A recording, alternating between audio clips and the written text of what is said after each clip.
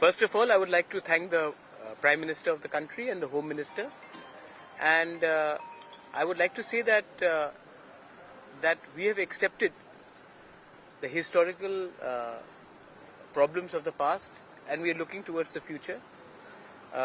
मैं सबसे पहले प्राइम मिनिस्टर, होम मिनिस्टर और त्रिपुरा के ऑफिशियल्स, होम सेक्रेटरी सबका धन्यवाद कहना चाहता हूं।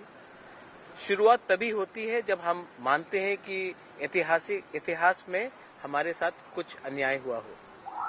हम आगे देखना चाहते हैं और इसी के लिए मैं अपने सब तिपरासा लोगों को बोलूंगा कि इतना भी मत सेलिब्रेट कीजिए, क्योंकि हम अकॉर्ड साइन किया है आज, लेकिन आगे भी हमें बहुत काम करना है। जॉइंट वर्किंग कमेटी के बाद अपने जमीन के लिए, अपने भाषा के लिए, अपने पॉलिटिकल राइट्स के लिए, इकोनॉमिक राइट्स के लिए।